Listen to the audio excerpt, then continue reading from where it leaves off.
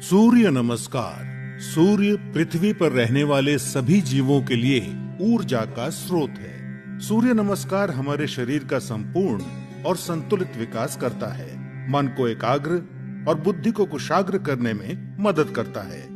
आध्यात्मिक उन्नति के लिए सूर्य नमस्कार को महत्वपूर्ण माना गया है। सूर्य नमस्कार 8 अलग अलग आसनों की मदद से 12 चरणों में क्रम से किया जाता है। सूर्योदय और सूर्यास्त के समय इसे करना ज्यादा फायदेमंद होता है। सबसे पहले आप अपने दोनों पैरों को आपस में जोड़ते हुए बिना कंधों को झुकाए सीधे खड़े हो जाएं। सुनिश्चित करें कि आपके हाथ शरीर के समीप हों और आपकी ठोड़ी जमीन से समानांतर हो। अपने शरीर को दोनों पैरों पर समान रूप से संतुलित करें। इस स्थिति को समस्थिति कहा जाता है। पहले चरण को करने के लिए सांस लेते हुए अपने दोनों हाथों को आपस में जोड़ें और अपनी छाती के समीप नमस्कार मुद्रा में ले आएं। इसे प्रणाम आसन कहा जाता है। अब सांस छोड़ें। दूसरे चरण में धीरे धीरे सांस अंदर लेते हुए अपने शरीर को कमर से ऊपर की ओर खींचें और अपने दोनों हाथों को अपने सर के ऊपर ले जाते हुए अपने सर और कमर को पीछे की ओर झुकाएं।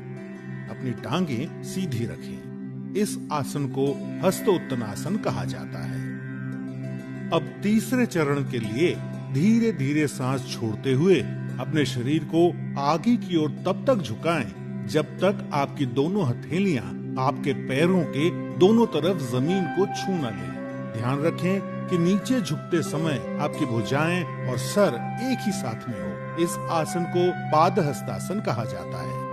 चौथे चरण को करने के लिए एक गहरी सांस अंदर लें और अपने दाएं पैर को पीछे की ओर ले जाएं और अपने घुटने को जमीन पर सटा कर रखें। सुनिश्चित करें कि आपका दायां पैर पंजों पर हो, आपका बायां पैर का घुटना 90 डिग्री पर हो, दोनों हथेलियां जमीन पर हों, आपके कूल्हे नीचे और ठोड़ी ऊपर की ओर हो। इस आसन को अश्व संचालन आसन कहते हैं।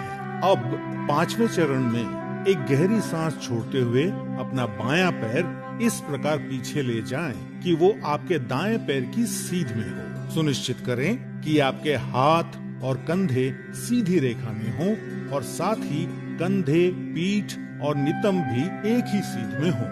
इस आसन को संतुलन आसन कहा जाता है।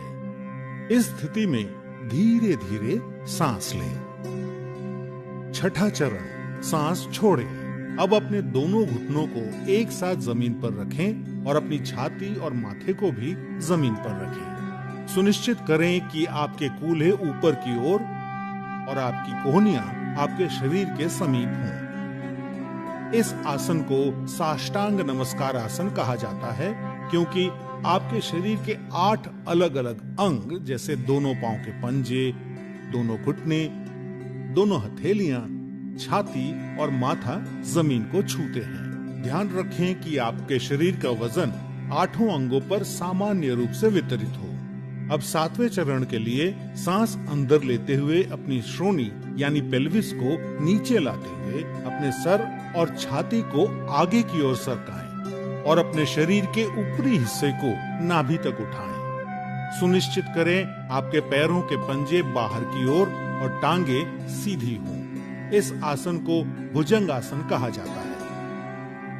8वां चरण, धीरे धीरे सांस छोड़ते हुए अपने पैरों के पंजों को अंदर की ओर मोड़ें और अपने कूल्हों को इतना ऊपर ले जाएं कि आपका शरीर एक पर्वत का आकार ले ले। सुनिश्चित करें आपकी दोनों टांगे सीधी, हथेलियां जमीन पर हों और आपका सर भुजाओं के बीच हो। प्रयास करें कि आपकी एड़ियां जमीन को छू सके। इस आसन को पर्वत आसन कहा जाता है।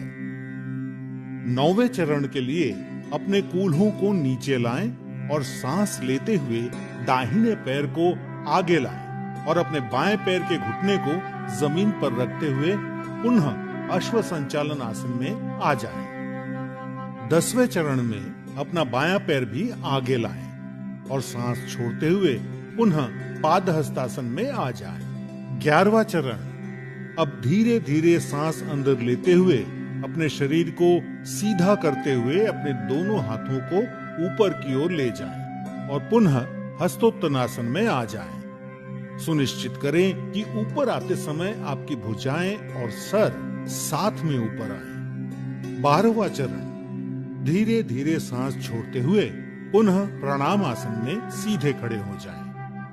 अब इस पूरे अनुक्रम को अपने बाएं पैर से दोहराएं। सूर्य नमस्कार से आपके फेफड़ों की क्षमता बढ़ती है। सूर्य नमस्कार आपके मेटाबॉलिज्म में सुधार लाता है और मधुमेह के प्रबंधन में उपयोगी पाया गया है। सूर्य नमस्कार अंतःस्रावी ग्रंथियों यानी एंडोक्राइन ग्लैंड्स के स्राव को नियंत्रित करता है। सूर्य नमस्कार आपको वजन को सही रखने में मदद करता है और आपके मेरुदंड और आपके कमर की मांसपेशियों को मजबूती प्रदान करता है। उच्च रक्तचाप यानी हाई बीपी के रोगियों को इस आसन को सावधानी के साथ करना चाहिए। हर्निया और पेप्टिक अल्सर के रोगियों को सूर्य नमस्कार नहीं करना चाहिए। सायटिका, सर्वाइकल स्पॉन्डिलाइटिस और अक्यूट आर्थराइटिस के रोगियों को भी सूर्य नमस्कार नहीं करना चाहिए। महिलाओं को मासिक धर्म के समय और गर्भावस्था में सूर्य नमस्कार नहीं करना चाहिए।